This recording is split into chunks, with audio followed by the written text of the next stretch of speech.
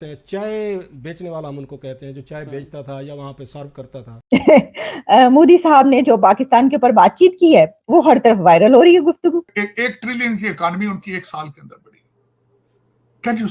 You can stop it. उसकी लेकिन India में जो टॉप 3 में आए बिजनेसमैन वो टेक में थे, हाई टेक में थे। और क्या तो वो ठीक रहे हैं, क्योंकि हमारे जो अभी करंट जिनमें करंट नहीं है, I don't think so he has any current, उनमें जो करंट नहीं है वो जाते हैं और भीख का कटोरे ही लेकर।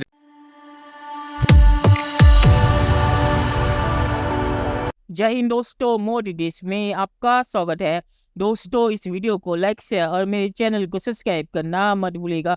तो दोस्तों, आज पाक मीडिया बात करे कैसे मोदी जी ने इंडिया टीवी के फेमस जो एडिटर है रजत शर्मा जी, उनको इंटरव्यू दिया है और उस इंटरव्यू में जो भी चीज़ें उन्होंने कही है वो पाकिस्तान में वायरल हो रही है, क्योंकि पाकिस्तान पे रजत शर्मा जी ने उन्हें कुछ क्वेश्चन किया था और उस पे उन्होंने जैसे पाकिस्तान को ट्रोल किया, तो पाकिस्तानी जो जनता है वो भी वो सुन के हैरान रहेगी कि मोदी जी इंडिया के नेशनल टीवी पे ऐसे पाकिस्तान को मजेदार तरीके से ट्रोल भी कर सकते हैं। और पाकिस्तानी मीडिया ये भी कह रहा है कि मोदी जी के कॉन्फिडेंस को देख के लगता है कि अगली सरकार मोदी जी की आएगी। इस पे मोदी जी बहुत ही ज़्यादा कॉन्फिडेंट है।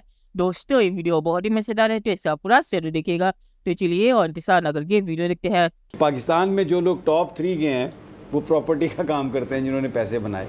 लेकिन इंडिया में जो टॉप 3 में आए बिजनेसमैन वो टेक में थे, हाई टेक में थे, यानी जिससे कौम को फ़ायदा, जिससे ऐसी इंडस्ट्री को प्रमोट किया उन्होंने जिससे लोगों में रोज़गार, नौजवानों को दुनिया में अच्छा, अब हम जो क्रिएट कर रहे हैं, चाहे बिजनेसमैन की क्लास क्रिएट कर रहे हैं, चाहे इंटेलेक्चुअल्स क्रिएट कर रहे हैं, जो कुछ भी हम कर रहे हैं उसका ताल्लुक पैसे की क्रिएशन से है और उस क्रिएशन से है जो शायद जिसके मीन्स भी क्वेश्चन उन पर उठाए जा सकते मैं आपको पाकिस्तान और इंडिया की रूलिंग क्लास में एक बुनियादी फ़र्क बता दूं, मगर वो बड़े एस्ट्यूट लोग हैं। मिसाल के तौर पर 160 बिलियन की तो वो सिर्फ आईटी एक्सपोर्ट करते हैं। यही बात है। दुनिया में सबसे बड़ा जो मुल्क एक्सपोर्ट करता है वैक्सीन, वो करते हैं। अब मैं आपको एक और बात बताऊं, मोदी क्या करने जा रहे हैं।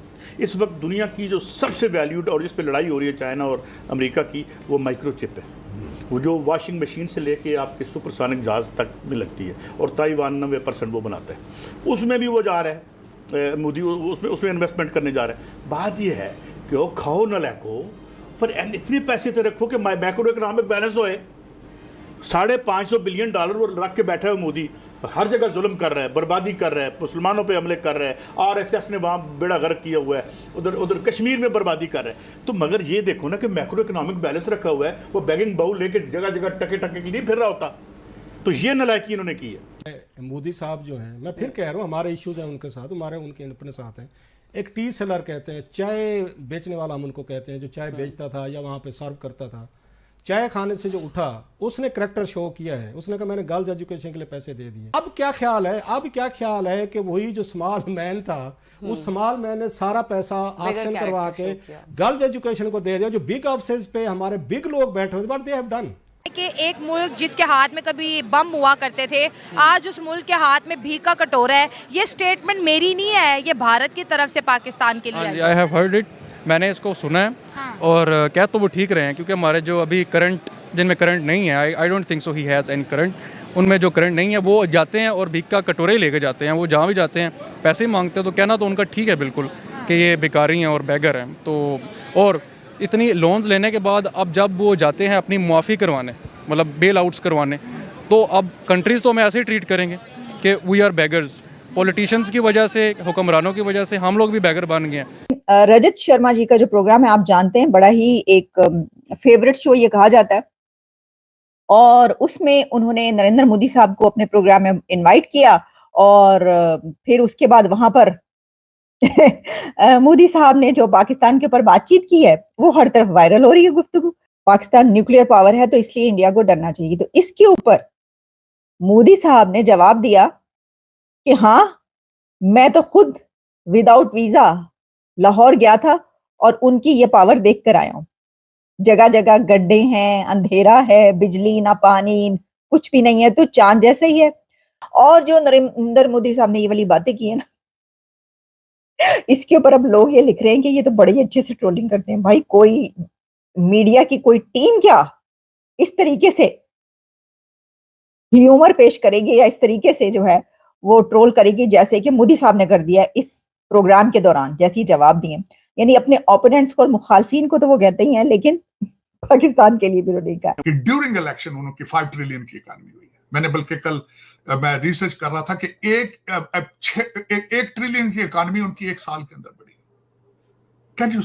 You can't stop it. उसकी वजह ये है दे आर डिटरमिन्ड ये है तालीम के साथ उन्होंने टेक्नोलॉजी पे टाइम उनको लगा है, लेकिन they definitely become a permanent member, no question about it. अब जिस तरीके से इसको अमेरिका को इस वक्त चलाने वाले भारतीय हैं, मेरे ख्याल में अभी इसी तरह आर्टिफिशियल इंटेलिजेंस में अगर उन्होंने आगे इस तरह महारत हासिल की तो पूरी दुनिया में भारतीय चलाएंगे। भारत की तरक्की के लिए जरूरी है वहां पे एक पार्टी के पास मेजॉरिटी हो और जो लीडर हो वो नेशनलिस्ट हो, और मेरे ख्याल में मोदी साहब fit into that category and I have no question about it.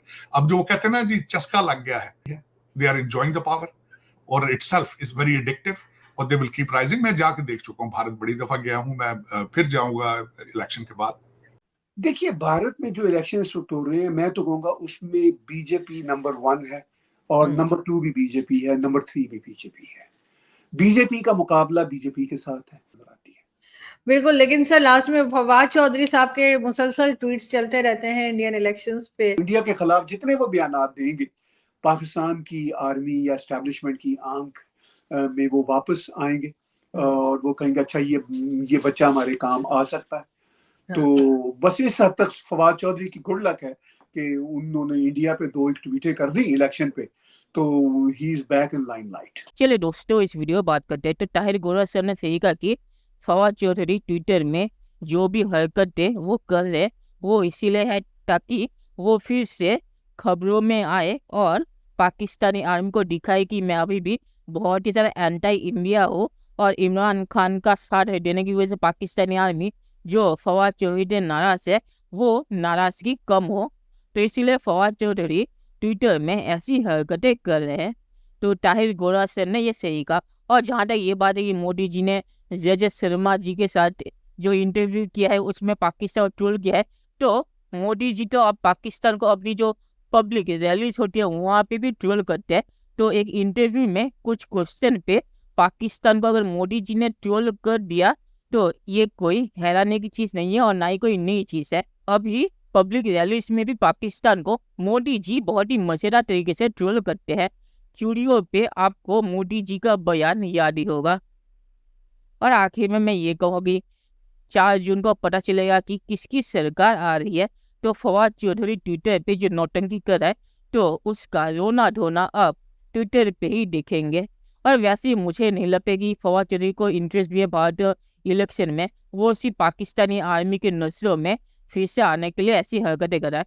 तो चलिए देखते हैं कि फ्यूचर में क्या होता है। दोस्तों वीडियो देखने के लिए बहुत शुक्रिया और हमारे चैनल सब्सक्राइब करना मत भूलिएगा। Thank you very much.